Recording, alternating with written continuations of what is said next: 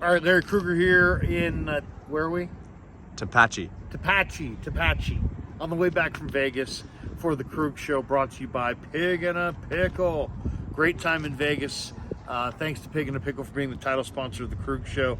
Also, our sponsors of our Vegas trip, Sharp Corner Sports Cards and Collectibles, located at 205 Cypress Avenue in Pacific Grove along the Monterey Peninsula. Give Anthony Catania a call. He's at 831-521-5264. And then we're also brought to you by valleyhillroofing.net, 209-481-6851. They're a Go Green roofing contractor. Call them for a free consultation right now. And thanks to everybody for supporting the Krug Show as we do our Vegas trip. All right, big day coming up on Super Bowl Sunday for a lot of guys. And one of them, most definitely, is Chase Young. And Chase Young is in the crosshairs because the film kind of showed him not hustling last week against Detroit in a big moment.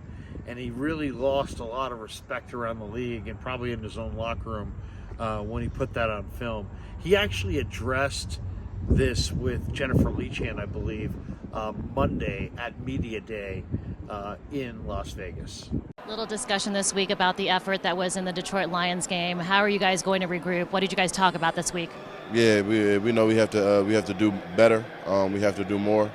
Can't have that. I can't have that, and everybody on the team knows that we can't have that. So we're gonna do our best to make sure it never happens again. Is that something you take personally? Yeah, definitely.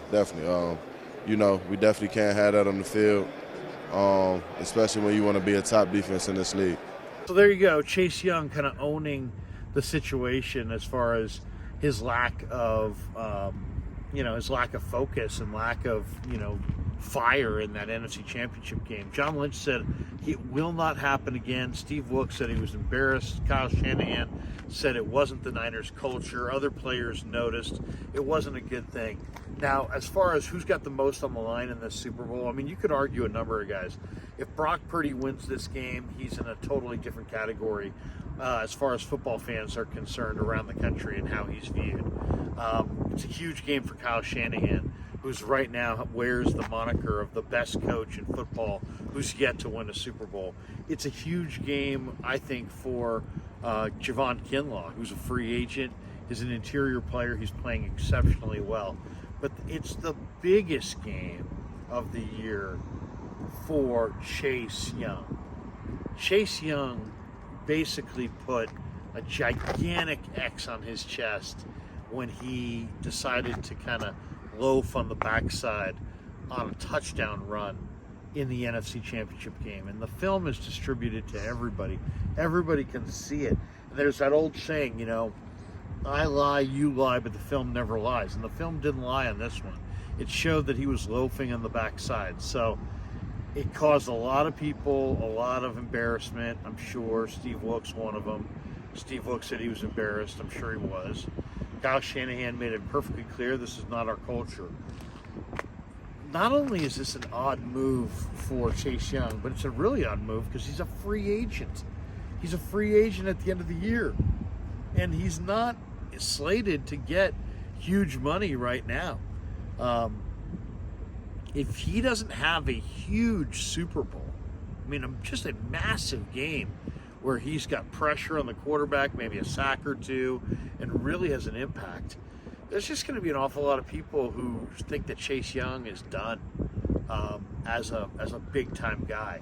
So, he's got more money on the table in this Super Bowl than I think any individual player in recent memory, because he has been called out for a lack of effort in a huge game, and now he's playing in the bigger game, and his team needs him badly. And if he's a no-show and makes no tackles and no sacks and no pressures, I don't think he gets a very attractive free agent offer this offseason, despite the fact that he plays, a position that is very much supply and demand, and there's never, the supply never reaches the level of the demand.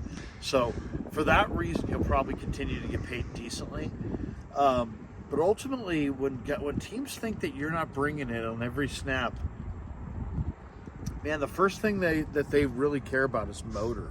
And if your motor's not always churning and not always revving, it's like, you know what? They'll look around for somebody else in the draft or somebody who's lower rated. Chase Young had so much talent coming out of Ohio State. I saw him his senior year. I thought, man, this is one of the best defensive ends I've seen. Big, tall, 6'5", 6'6", long arms, great length, great strength. Could set the edge in the run game. Great flexibility. Could flatten down the line and explode to the quarterback. I mean, he looked every bit as good as Bosa in a lot of ways. And then the knee injury. He had a great rookie year. Then he has the knee injury. And I don't know that he's looked the same since. I mean, he just looks a little stiff. He doesn't get a great bend. But the motor is the thing that's the most disappointing. Now, in the second half against the Lions, Chase Young did play with what I thought was a much improved motor. So maybe somebody pointed that out to him at halftime of the game and said, hey, Chase, you put some bad film out there. You need to really go. Because he made a couple of run stuffs in the second half of the Lion game that were fantastic. If the Niners are going to beat the Chiefs, Nick Bosa and Chase Young have to dominate Taylor and Smith, the offensive tackles for Kansas City. And that means that Chase Young needs to bounce back with a huge performance when everybody's going to be watching. Every team in the NFL is going to be keenly aware of his motor and what he gets done in this game. He's got so much on the line. So if I'm Chase Young, man, I turn in early this week, and I don't spend too much time on walking around because I got to conserve my energy. If he has a monster game, he could still make a huge amount of money in free agency.